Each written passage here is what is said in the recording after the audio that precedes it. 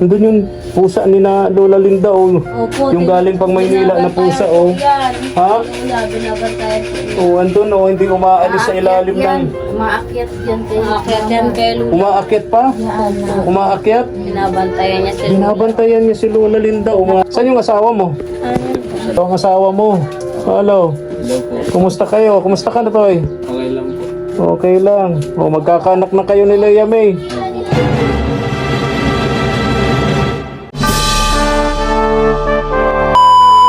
Subscribe to my channel. Good morning. Ang mapagpalang umaga po sa ating lahat, mga katuwang.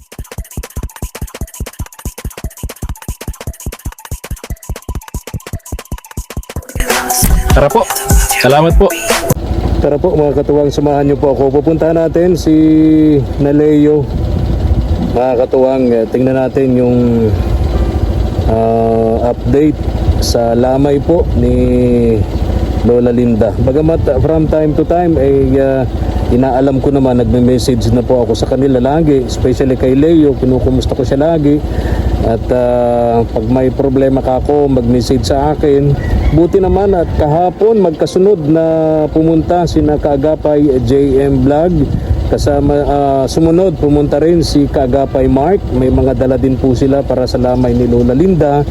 Sabi naman ni Leo, yung mga dala-dala ko nung nakatalikod na araw, andun pa, hindi pa nauubos, no? Marami po kasing, so pagdating po sa konsumo nila, especially yung mga kailangan po sa lamay, kandila, pagkain ng mga makikipaglamay, marami po sila noon, mga katuwang, no? Ang pinoproblema lang ngayon ni Leo, sabi niya sa akin, yung paglilibingan ni Lola Linda. Kaya tara po, para makausap natin si Leo, malaman natin kung ano po ang mga pangangailangan po para sa libing po ni Lola Linda. May request silang magkakapatid, no, na kung maaari daw madagdagan kahit 2 araw man lamang yung lamay pa ni Lola Linda. Pero ang problema, magdaragdag daw po ng turok, magpapaturok 5,000 pesos, no? Kaya dito mabigat-bigat din, no? And yung 5,000 magagamit na yun para sa pagpapalibing, no, ni Lola Linda. Pero tara po, kusapin natin.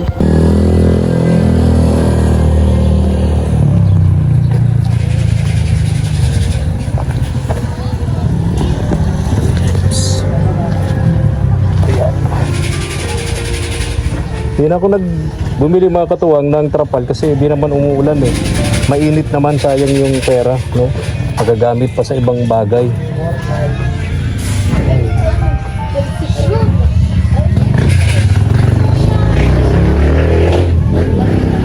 Leo, good morning. Hello, Raisa May. Kumusta ka? Okay Ha? Kumusta, Leo? Okay ka na? Nakabili na po ng mga ano lang. Ha? Nakabili na po si Kuya ng mga kailangan. Anong kailangan? Okay. Para dapat laging may nakapatong na kalderong may tubig, no? Bili ka ng uling. Meron na din po. Ay, very good. Tara, punta natin. Bigas, Leo. Bumili kang bigas. 25 kilos. Ayun po, bali 2 po kasi nagpunta po dito sila Kuya. Kahapon, oo. Si Leia May. Bawal po mag-ganon. Oo. Sorry. Hindi ko alam. Ayun. So, bumili ka ng uling. Ito na yung uling. Pinagbibili ko sa'yo, no? Bigas, bumili ka din. 25 kilos. Yung brand po, binigay. Binigay sa binigay nyo. Pinili ko po. Ito, yung anak ito ni ano? Dito po. Ay, okay. Bakit may pakwan doon? May babaw? Paborito po yan ni Lola. Ha? Paborito po. Paborito ni Lola Linda, pakwan. Kaya may pakwan doon sa ibabaw. Parang bawasan. Joke lang. Sabi naman ito si Kuya Efren. Pati ba naman may joke pa. So, halika Leo. Halika dito, Neng. Kailan ang napagpasyahan ng matatanda dito? Kailan ang paghahatid sa huling hantungan ng lola nyo? Ay, sa kanila po, sabi nila, gusto daw nila tumagal si Lola dito sa bahay. Kaso nga lang po, Yun na nga po sa Martes. Ay sa Lunes po, last lamay na po. Bukas. Wala po. Huling lamay na bukas. Kahit sabi daw po kung gusto pa daw po mapatagal, additional daw po, puro kantilola ng ano. Panibagong turok. Ilang araw ang dagdag doon? 2 days po. Ha? 2 days. 2 days. So kung sa Lunes ng gabi, huling lamay na, Martes ang libing. Opo. Kung huling lamay na, Martes ang libing, so kung matuturukan, 5,000 pesos, madadagdagan ng 2 days, Martes, Merkulis, Biyernes. Ang magiging libing, Biyernes, ano? Okay. Ay, tingnan natin, ano, kung papaano. Kasi iniisip ko yung 5,000, pandagdag din sana. Doon sa gagamitin para sa lupang paglilibingan ng lola ninyo, ano? May nahanap na kayong lupa na mapaglilibingan? Opo. Wala pa? Sikasuhin po namin yung linggo po. Wala pong mga bukas na office. Wala ngayon, wala. Kahit hardware nga, bibili sana ako ng trapal. Sarado. O so, subukas kayo maglalakad. Opo. Magkano yung ano? May ano na kayo, may yung lupa na mabibilhan Wala sa po. sementeryo. Wala pa po. Alam mo yung lupa, mahal yun. Opo. Pinakamuro nun, parang 20,000. Public cemetery yun. Di ba? Pero may mura naman dyan yung parang apartment type. Opo. Sa sementeryo, yung patong-patong na semento, di ba? Yun, una po kasi yun po yung nasabi sa akin. Kaya po nagtaka rin kasi ako kasi po ang mahal. Mahal talaga yun. Po kaya. Tapos, hindi ko naman po alam na meron po pa yung Meron yung apartment type, yung nakita mo yung patong-patong sila. Patong-patong. Yun, mura yun. Ayun parang, ewan ko, malalaman nyo yan sa simbahan. Di ba sa simbahan naman yun? Po kami maglalakad doon. Ha? Sabi daw po kasi sa ano ng ano sa ano ng lalakarin daw po sa ano ng sementeryo yung ano po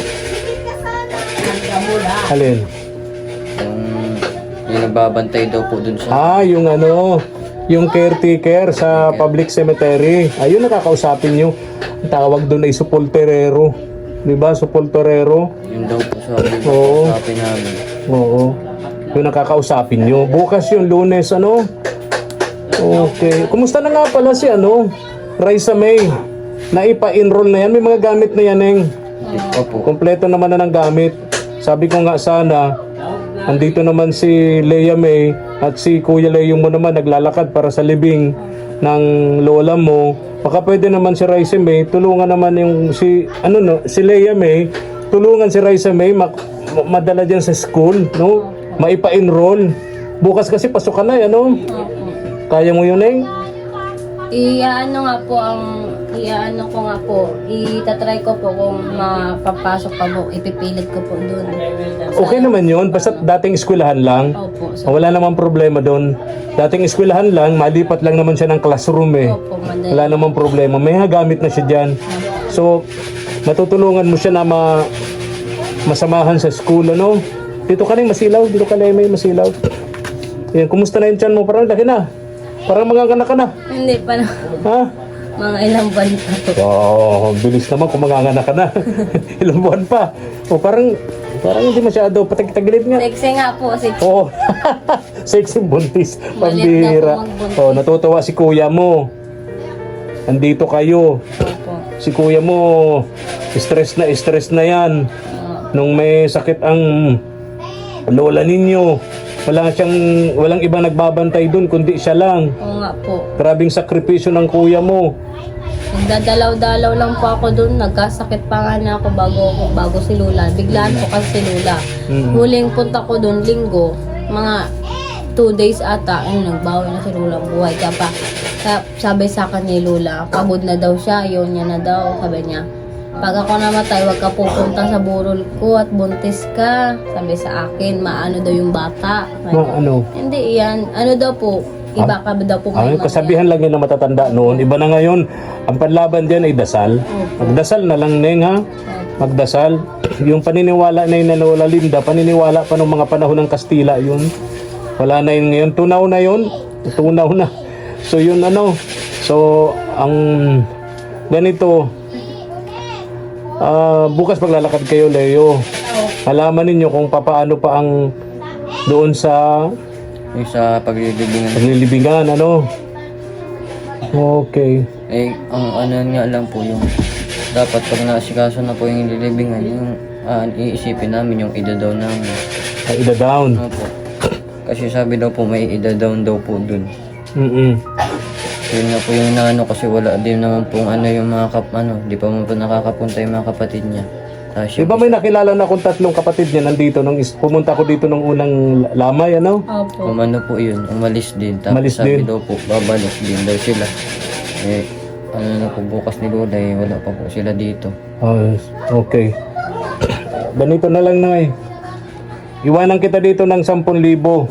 Para kung sakasakali, itong 10,000 na ito, wag mong kikibuin ha. 10,000 na ito, kapag may nakuha na kayong mapaglilibingan ni Lola, magagamit mo na ito. Ano? Magagamit mo ito. Diyan mo lang, wag mong babawasan. Para intended yan doon sa paglilibingan ng Lola mo, ni Lola Linda. Iwan ko sa iyo itong 10,000 pesos na to. Bigay ito ni Sir Marshall Eugenio, no? Ayan. Thank you po. Thank you po kay Sir Marnelio. Oo. Maraming salamat po sa May mga pagtulong kay Lola. May mga iba pang nagbigay, isa-isahin ko na lang yun sa iyo, ano? So ngayon, di ba nung una, nagbigay ako sa 3,000 pesos nagbigay ako sa iyo, tapos nagbili ako ng groceries para dito sa Lamay, ano?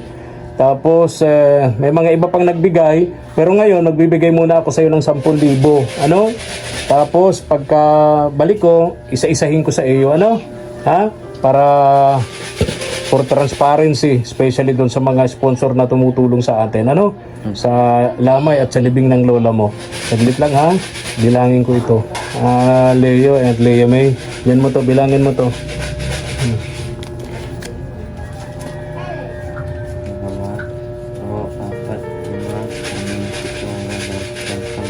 Kano? 10 po.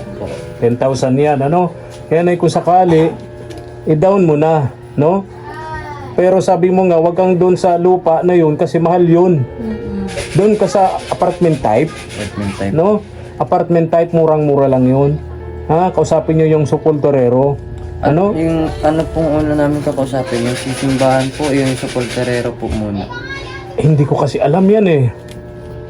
Wala pa akong experience sa ganyan. So yung mga yung mga pupunta naman sila dito, di ba? Yung matatanda. Yung mga kapatid ng lola mo. Di ba? Di ba? Kasama ka. Ano? Ito naman daw po. Ha? Pupunta daw po sila. Oo. Kasama ka. Unahin mo na yung mapaglilibingan siyempre. Di ba? Para ready na. Kung sakasakali, makahanap pa tayo ng paraan na mapaturukan. Kung mapapaturukan, dapat bukas, alam na. Bukas na gabi. Bukas ng gabi po na napag-usapan na po. Bukas na gabi tuturukan. Kung may Kung ano po. pambayad tayong 5,000. So ang libing nun, ha? Dapat kasi ang libing ay Martes. Kung matuturo ka ng 2 days, so ang magiging libing niya ay Biyernes. Biyernes ano? Biyernes po. Tapos Biyernes. ano po. Pero kung hindi matuturo ka, wala tayong 5,000, possible ang libing ay Martes. Martes ng hapon. Tama? Ano po. Okay, sige. O ayan ha. Diyan mo muna yan, Leo. 10,000 pesos na yan. Para kung sakali may nakuha na kayo ng mapaglilibingan, at least may pambayad kayo, no? May pambayad na. Tapos yung iba pa, gagawa natin ng paraan dito, no? Ang dami naman nilang tinapay dito. Ano pa mga kailangan?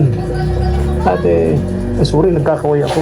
Tama pala yun. So, bawalin po magsabi na maalis na. Bawal eh. Kami kasi ako magkaway-kaway. Hindi naman kasi din may iwasan po yun. Kaya nga. Ay, nandun yung pusa ni na Lola Linda, Opo, yung galing pang Maynila na pusa, Yan. Ha? Binabantayan po. Andun, hindi umaalis sa ilalim ng... Umaakyat yan. Umakyat yan kay Lula. Umaakyat pa? Umaakyat? Binabantayan niya si Lula. Binabantayan niya si Lola Linda, Nakaupo umakatuwa. dito sa bangko. Yung pusa niya, Nakaupo dito sa bangko. Kapag wala ditong tao, nakaupo dito sa Ha? bangko. Baba mo yung ano mo. Nasisilipan kita. Hira. Hindi Hindi nga nila. Kitang-kita. Ano na tayo? So, laging dito yung pusa. Opo. Oo, yung pwesto mo. Yung pwesto na abutan ko si Lea, may dito nakapwesto. Dito pala pusa lagi ngayon, andun siya.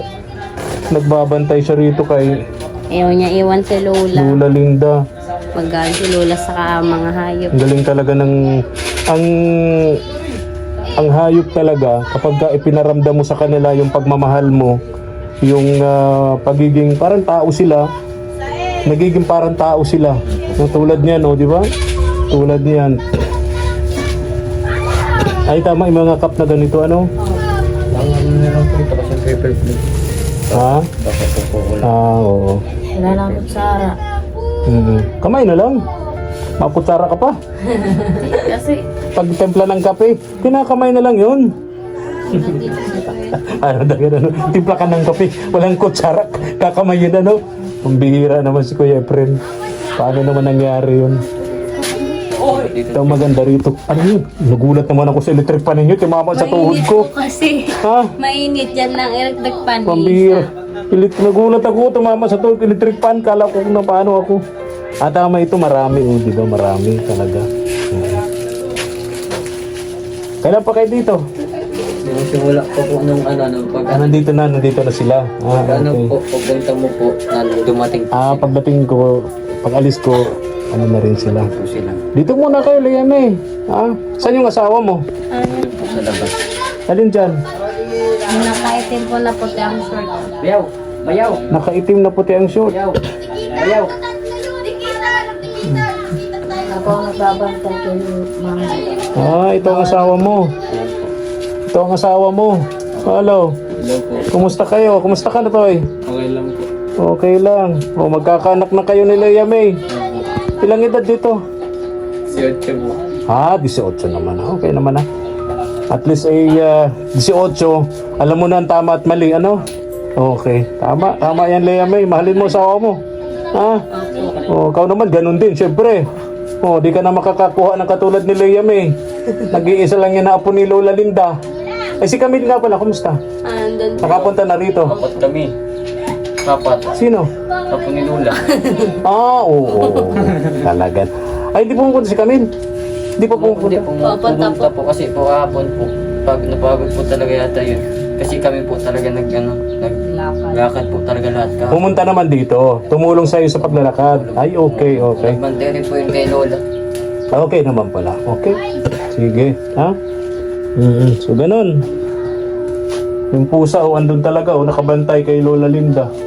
Maakit yan dyan sa katawan na yun? Opo. Talaga? May isang beses na po nandiyan nagtulog. Sige, Alis na rin ako.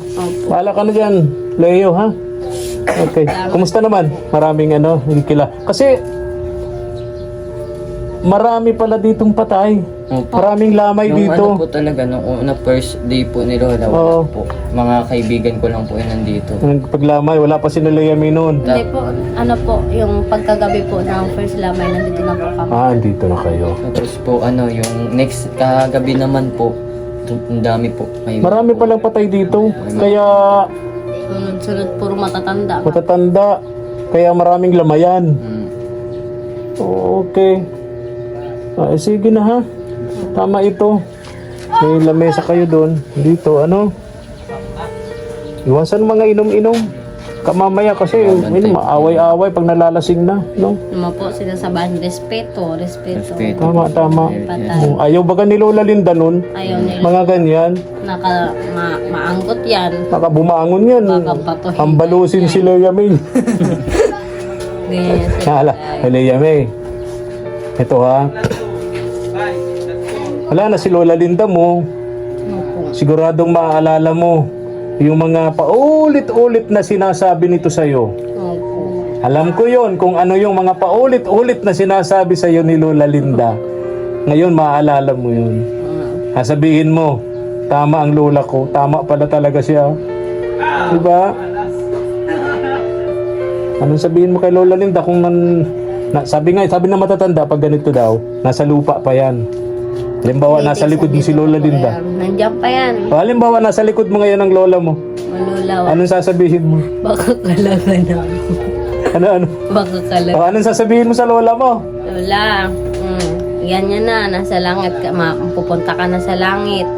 Iwasan mo na yung tabayo na yan. Kasi, yan, nung nasa hospital pa yan si Lola, sigaw dun tabayo din. Kahit nawala na siyang busis, yun ang sinisigaw niya, tapos yan yung bunso niya po.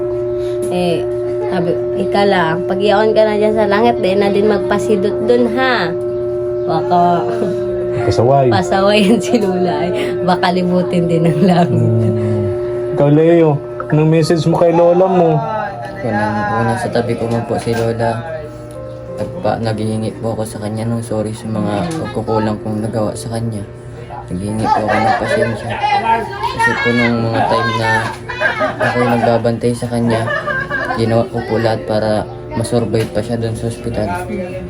Mahirap po din po tanggapin sa akin kasi hindi pa po ako nakakabawi sa kanya sa mga nagawa ko pong kapasawayan dati, na mga katarantaduhan ko pong nagawa dati kay Lola.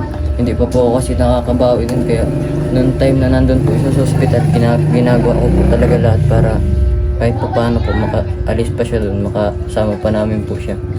Kaso nga lang po, biglaan na ganun yung nangyari. Hanggang doon na lang. Hanggang doon na lang. Pagod na si Lola. Oo. Kaya Kasi, kung nasan man po ngayon si Lola, sana po masaya ka na dyan lahat. Huwag mong isipin si Raisa May. Ako nang bahala sa kapatid ko, pag-aaralin ko yan. Huwag ka pababayaan niya. snap ko ha? Thank you for watching.